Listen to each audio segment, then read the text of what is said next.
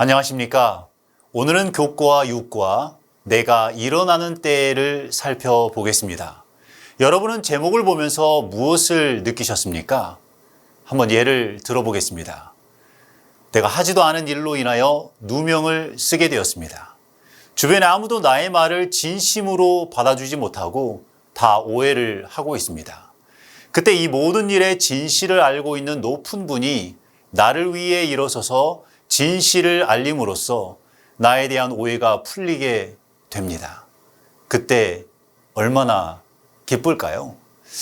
이런 일들은 살다 보면 종종 일어납니다. 진실을 아는 자는 담대하게 일어서서 진리 편을 옹호할 수 있습니다. 우리 인간은 서로의 마음을 들여다볼 수 없기에 오해하기도 하고 진실이 곡해되기도 합니다. 그러나 우리 하나님은 우리 마음을 아십니다. 우리 원수의 마음도 아십니다. 하나님을 속일 자가 없습니다. 그러므로 우리는 하나님을 믿을 수 있습니다. 그분께 모든 심판과 복수를 맡길 수 있다는 말입니다. 하나님은 그분을 믿고 따르는 자들을 위하여 군대의 장군처럼 열심히 싸우실 것입니다. 우리는 염려하지 말고 그분께 맡기는 삶을 살아야겠습니다. 오늘 제가 여러분과 함께 살펴볼 시편은 9편입니다. 시편 9편과 시편은 하나의 시로 알려졌지만 오늘은 시편 9편만 살펴보도록 하겠습니다. 하나님께 감사와 찬송 그리고 하나님의 일을 널리 전하기 원하는 심정을 표현하고 있는 시편 9편 1절과 2절을 읽도록 하겠습니다. 내가 전심으로 여호와께 감사하오며 주의 모든 기사를 전하리이다. 내가 주를 기뻐하고 즐거워하며 지극히 높으신 주의 이름을 찬송하리니. 시편 기자는 여기서 하나님을 온전히 찬양한다고 말하고 있습니다. 전심이라고 했으니 온 마음을 다해 하나님을 찬양하는 것입니다.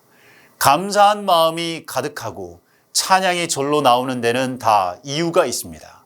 1절부터 2절까지 비슷한 말들이 계속 반복하여 나옵니다. 감사, 기쁨, 즐거움, 찬송이란 표현들이 사용되었습니다. 강조하기 위해 비슷한 의미를 지니고 있는 다양한 표현을 사용하면서 자신의 마음을 표현하고 있는 것입니다. 그런데 시편 기자는 무엇 때문에 하나님께 감사하며 하나님으로 인하여 기뻐하며 무엇 때문에 하나님으로 인하여 즐거워하며 하나님께 찬송을 드리고 있습니까? 1절 후반부에 그 힌트가 나옵니다. 주의 모든 기사를 전하리이다. 하나님이 이루신 놀라운 일들을 경험했기 때문에 감사와 찬송이 나오며 하나님으로 인하여 즐거워하고 기뻐하는 것입니다. 시편 기자는 하나님의 역사를 경험한 것입니다. 제가 아는 한 친구는 깜짝 선물을 전혀 좋아하지 않습니다. 그 친구는 성격상 받아야 할 선물을 미리 다 알아야 합니다. 필요 없는 것을 받고 싶지 않아서 그런가 봅니다. 그 친구와 달리 친구의 아내는 깜짝 선물을 좋아합니다. 깜짝 이벤트를 좋아하는 것입니다. 제 친구는 아내가 주는 깜짝 선물을 좋아하지 않지만 그럼에도 불구하고 아내의 깜짝 선물 중 친구가 좋아하는 것이 딱 하나가 있는데 그것은 아내의 쪽지 편지라고 합니다. 친구의 아내는 작은 쪽지를 모르게 친구의 책상이나 책 속에 숨겨놓곤 한다고 합니다. 최근에도 메모장에 적은 아내의 몇 마디의 격려의 말로 인하여 친구가 얼마나 크게 기뻐했는지 그것을 제게 자랑하기도 했습니다. 그 내용은 다음과 같았다고 합니다. 당신은 우리 집의 보물, 그러니 힘내. 친구는 그 작은 쪽지를 책상 앞에 두면서 자주 본다고 합니다. 절로 미소가 나오고 힘들 때 다시 용기를 가질 수 있게 한다고 합니다. 마찬가지로 시편 기자는 하나님의 역사를 경험했습니다. 그래서 감사와 찬송이 터진 것입니다. 우리도 하나님의 역사를 삶 속에서 경험해야 합니다. 그래야 하나님께 대한 감사와 찬송이 끊임없이 나올 것입니다. 그렇다면 시편 기자는 하나님의 어떤 놀라운 역사를 경험했을까요? 3절부터 6절은 그 내용을 설명하고 있는데 하나님이 시편 기자를 변호하시고 그 원수들을 망하게 하실 것을 설명하고 있습니다. 그럼 이제 시편 9편 3절부터 6절까지 읽도록 하겠습니다. 내 원수들이 물러갈 때에 주의 앞에서 넘어져 망함이니이다. 주께서 나의 의와 송사를 변호하셨으며 보좌에 앉으사 의롭게 심판하셨나이다. 열방을 책하시고 악인을 멸하시며 저희 이름을 영영히 도말하셨나이다. 원수가 끊어져서 영영히 멸망하였사오니 주께서 무너뜨린 성읍들을 기억할 수 없나이다. 여기서 우리는 왜 시편 기자가 하나님께 감사하며 그분을 찬양하는지 이유를 알 수 있습니다. 하나님이 시편 기자의 원수를 심판하시고 멸하셨기 때문입니다. 하나님이 시편 기자의 사건을 책임져 주십니다. 하나님이 시편 기자를 변호하시고 옹호하고 있습니다. 하나님이 시편 기자의 편에서 심판을 베풀고 있습니다. 악인을 멸하실 뿐만 아니라 도말하셨다고 말하고 있습니다. 기억할 수 없을 만큼 승리는 완전하여 그 성읍이 있었는지조차 기억할 수 없다고 말하고 있습니다. 여기서 우리가 한 가지 짚고 넘어가야 할 정말 중요한 문제가 있습니다. 마태복음 5장 44절은 이렇게 말합니다. 나는 너희에게 이르노니 너희 원수를 사랑하며 너희를 핍박하는 자를 위하여 기도하라. 그리스도인은 원수를 사랑해야 하고 적을 두면 안 된다고 배웠습니다. 타인을 자기 몸처럼 사랑하라는 것이 예수님이 우리에게 주신 명령입니다. 또한 로마서 12장 18절은 할 수 있거든 너희로서는 모든 사람으로 더불어 평화하라 라고 말하고 있습니다. 그리스도인은 모든 사람과 화합해야 하며 아무리 나를 해치고 모함하더라도 여전히 그를 용서하고 사랑할 수 있어야 한다는 것이 예수님이 이 땅에서 보여주신 사랑의 원칙입니다. 물론 이것은 우리 힘으로는 불가능합니다. 하나님의 한량없는 은혜를 경험하고 체험해야 원수도 사랑하며 용서할 수 있는 믿음이 생기게 됩니다. 그런데 시편 9편 3절에서 6절뿐만 아니라 시편에 보면 여러 시편이 악인이나 원수를 하나님이 멸망시켜 달라는 내용이 나옵니다. 그런 시편을 읽고 있다 보면 정말 그렇게 기도해도 되나 싶을 정도입니다.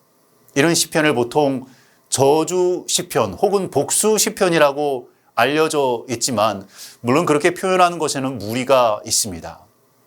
왜냐하면 이것도 하나님께 드리는 기도문이며 이렇게 기도하는 것에는 다 하나님께 맡기겠다는 의지의 표현이 담겨 있기 때문입니다. 그럼에도 불구하고 저주 시편이라고 부르는 이유는 그만큼 그 시편의 내용에 악인에 대한 심판과 복수를 간절하게 구하는 기도가 나오기 때문일 것입니다. 그럼 시편에서 몇 가지 예를 들어보겠습니다. 시편 58편 6절에서 8절 그리고 11절입니다. 하나님이여 저희 입에서 이를 꺾으소서. 여호와여 젊은 사자의 어금니를 꺾어내시며 저희로 급히 흐르는 물같이 사라지게 하시며 겨누는 살이 꺾임 같게 하시며 소멸하여 가는 달팽이 같게 하시며 만기되지 못하여 출생한 자가 일광을 보지 못함 같게 하소서. 때에 사람의 말이 진실로 의인에게 가품이 있고 진실로 땅에서 판단하시는 하나님이 계시다 하리로다. 그 다음으로 시편 83편 16절에서 18절입니다.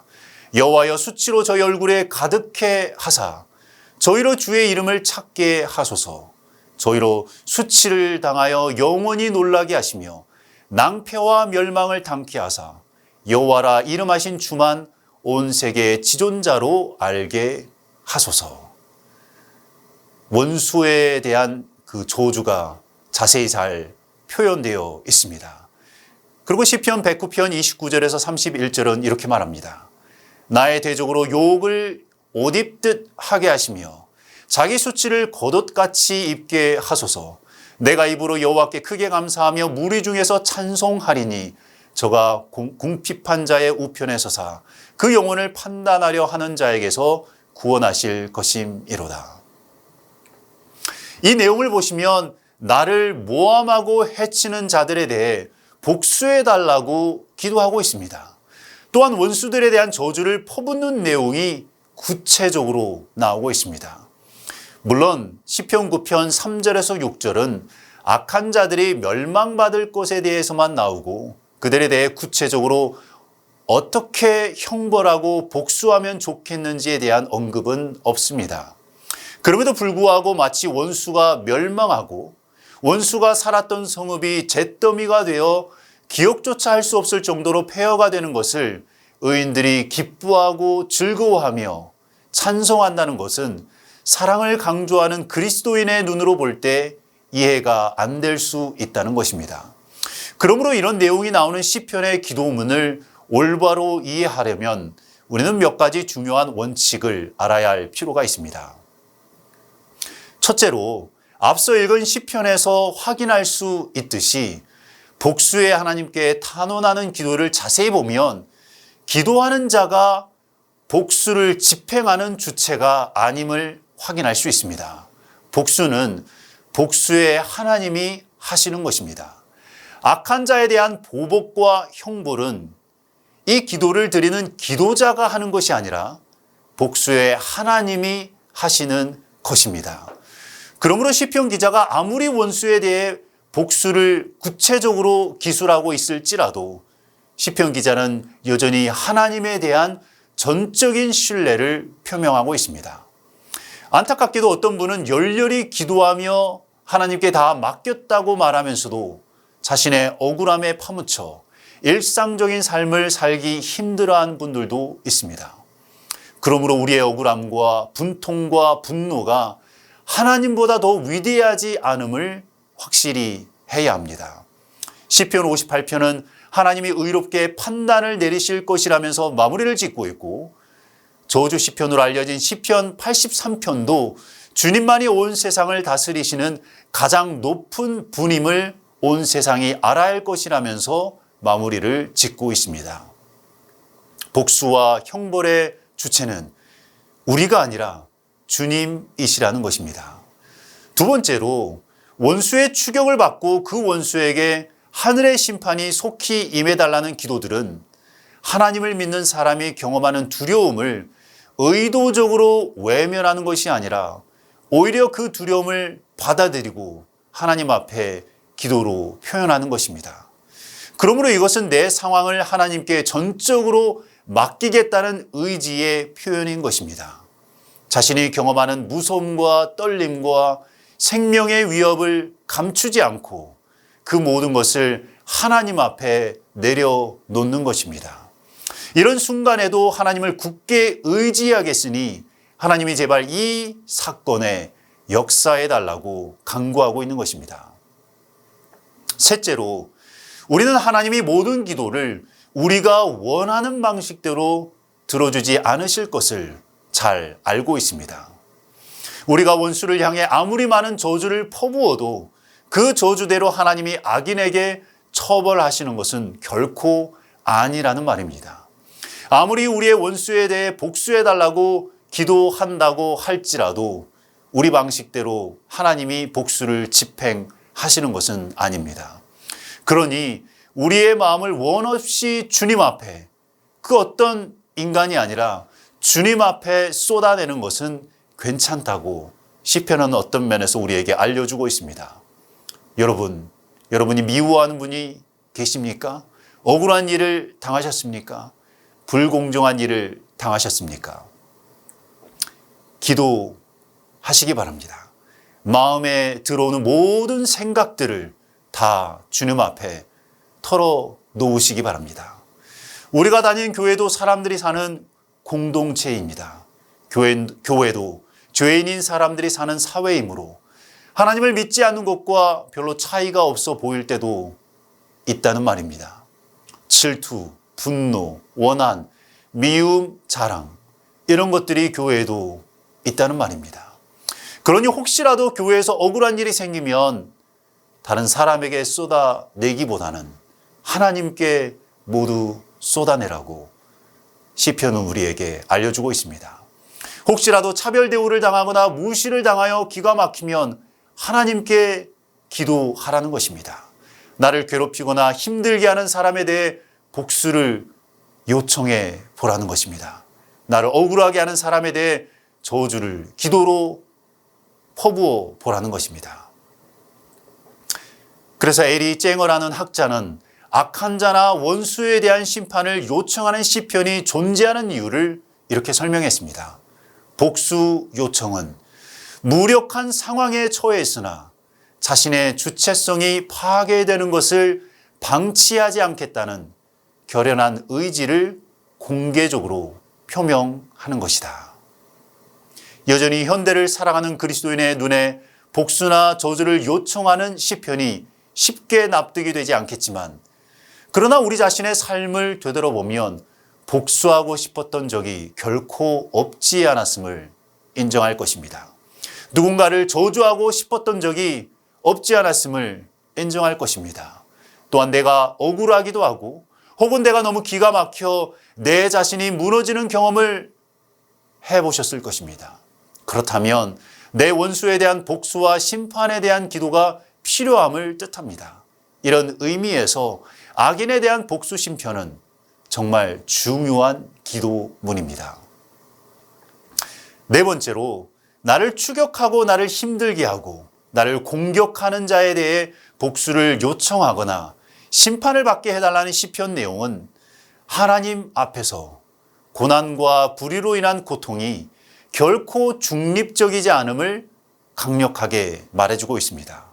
압제를 당하는 자가 압제하는 자에게 승복했다고 말하는 시편은 없습니다. 시편 9편 12절은 다음과 같이 말합니다. 피 흘림을 신문하시는 이가 저희를 기억하시며 가난한 자의 부르짖음을 잊지 아니하시도다. 하나님은 가난한 자의 하나님이십니다. 하나님은 가난한 자의 부르짖음을 잊지 않으신다고 했습니다. 또한 시편 9편 18절에 이렇게 말합니다.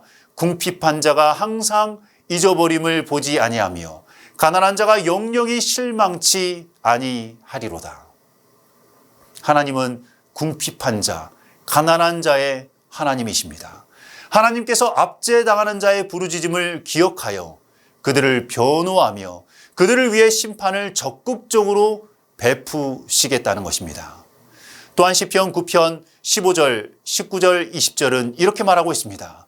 열방은 자기가 판 웅덩이에 빠지며 그 숨긴 그물에 자기 발이 걸렸도다. 여호와여 일어나사 인생으로 승리를 얻지 못하게 하시며 열방으로 주의 목전에 심판을 받게 하소서. 여호와여 저희로 두렵게 하시며 열방으로 자기는 인생뿐인 줄 알게 하소서. 악인은 스스로 파놓은 웅덩이에 자신이 빠져 결국 멸망을 받을 것을 말하고 있고, 악인은 결코 승리하지 못할 것을 설명하고 있습니다. 이제 곧 보겠지만 시편 9편 9절은 하나님은 압제당하는 자의 산성이시라고 말합니다. 시편 9편에도 의와 공의가 나오지만 하나님은 결국 의와 공의의 원칙에 따라 그분의 왕국을 세우실 것입니다. 하나님은 압제의 구조를 파괴하시고 의와 공의로 통치하는 나라를 세우실 것입니다. 그래서 우리에게 희망이 있는 것입니다. 그래서 우리는 바로 이런 하나님을 의지하는 것입니다. 하나님이 계시기에 우리는 사람에 의해 파괴되기보다는 하나님 앞에 굴복하며 내가 깨어지는 경험을 통하여 하늘이 주는 안식과 평안을 경험하는 것입니다. 그렇기 때문에 우리의 산성이 되시는 하나님을 의지해야겠습니다. 이제 다시 시편 9편으로 돌아와 7절부터 10절을 보겠습니다. 여호와께서 영영히 앉으시며 심판을 위하여 보좌를 예비하셨도다. 공의로 세계를 심판하시며 정직으로 만민에게 판단을 행하시리로다. 여호와는 또 압제를 당하는 자의 산성이시오 환난 때의 산성이시로다. 여호와여 주의 이름을 아는 자는 주를 의지하오리니 이는 주를 찾는 자들을 버리지 아니하심이니이다. 이 구절은 정말 중요한 관점을 제시하고 있습니다. 하나님이 보좌에 앉으신 이유가 나옵니다. 그 이유는 심판을 베풀기 위해서입니다. 그렇다면 어떤 심판일까요? 하나님이 압제당하는 자의 산성이시라고 언급하고 있으므로 압제당하고 억울한 일을 당하는 자들을 보호하고 인도하기 위해서 심판을 베푸시는 것입니다. 하나님이 약자를 압제하는 자들을 심판하려고 보좌에 앉으신 것입니다. 시편 9편은 하나님은 압제당하는 자의 하나님이시라고 말하고 있습니다. 하나님은 압제당하는 자의 산성이십니다. 그렇기에 우리는 환난에 대해 염려할 필요가 없다는 것입니다. 왜냐하면 환난이 오더라도 하나님이 그 환난을 경험하는 자와 함께 하시기 때문입니다. 그렇다면 하나님은 왜 압제당하는 자와 함께 하실까요? 하나님은 왜 압제당하는 자의 하나님이시며 왜 압제당하는 자의 산성이실까요? 그 이유는 10절에 아주 잘 설명되어 있습니다.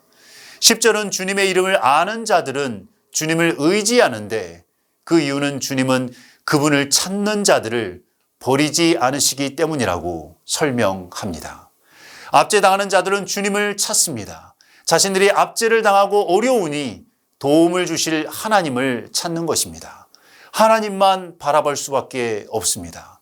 그래서 하나님은 가난하고 압제당하는 자의 하나님이십니다. 그리고 더 중요한 것은 하나님은 자신을 찾는 자들을 절대로 버리지 않으신다는 사실입니다. 여기서 중요한 점은 압제당하는 자들이 알고 있는 하나님은 어떤 하나님인가입니다. 하나님은 그분을 찾는 자들을 절대로 버리지 않으심을 압제당하는 자들은 알고 있습니다. 결국 갈급함이 없는 사람들은 하나님을 찾지 않습니다.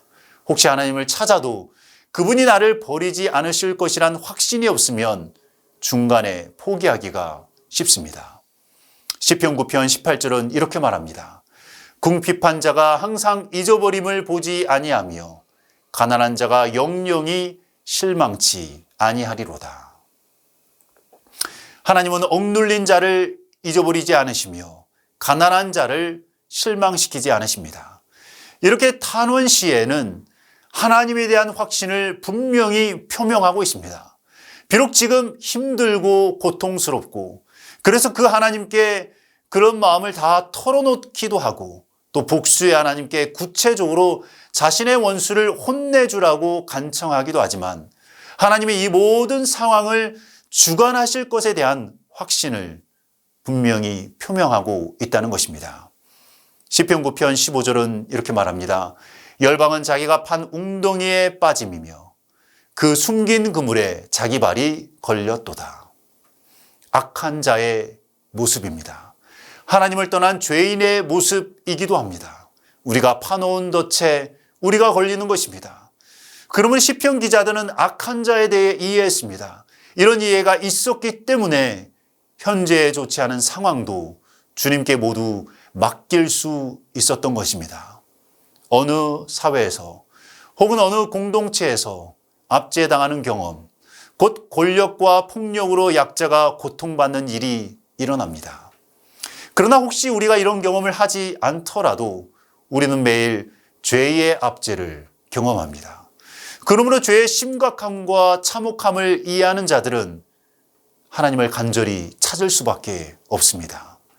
자기 스스로 죄의 압제를 극복하거나 이겨낼 수 없음을 이해하기 때문입니다.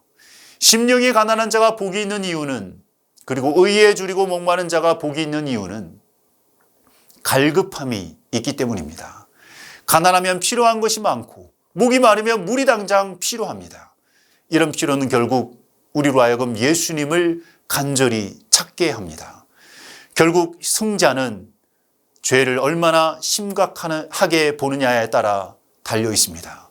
죄를 심각하게 볼수록 우리는 스스로의 힘으로 죄의 세력을 맞서 싸우는 것이 불가능하기에 더욱 주님을 의지하게 되기 때문입니다. 우리에게 하나님을 찾는 갈급함이 있어야겠습니다. 또한 하나님이 나를 끝까지 붙드실 것임에 대한 확신이 있어야겠습니다. 좋은 일이 일어나든 나쁜 일이 일어나든 무슨 일이든지 주님께 털어놓고 주님께 기도하며 살아야 한다는 것이 시편이 우리에게 계속 설명하고 있는 바입니다.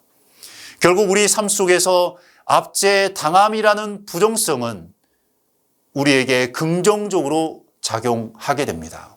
우리는 가정에서, 직장에서, 교회에서, 버스를 타면서, 물건을 사면서, 다양한 경험을 하면서 종종 부정적인 사건을 경험하게 됩니다. 그때마다 당황스럽겠지만 그 부정적인 사건으로 인해 우리는 하나님을 더 많이 바라볼 수 있게 됨에 대해 감사하며 살아야겠습니다. 물론 우리가 실수하여 좋지 않은 일이 있었다면 회개하고 용서를 구해야겠습니다.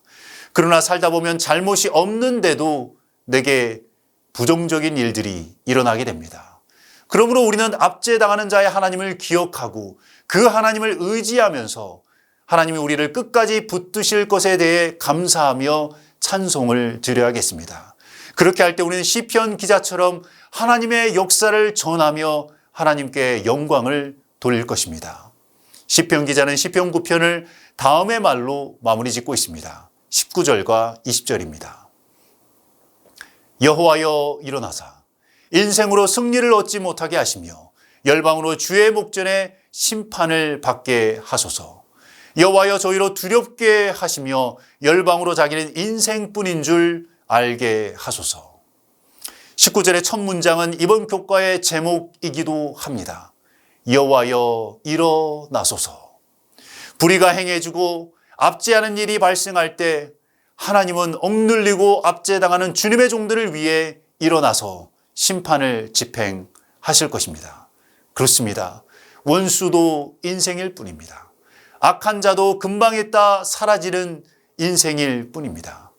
우리를 변호하시고 옹호하실 하나님이 우리를 위해 일어나실 것이니 다 주님께 맡기고 오늘 우리에게 주어진 의무에 충실하는 삶을 살게 되기를 바라며 오늘 말씀을 마치겠습니다.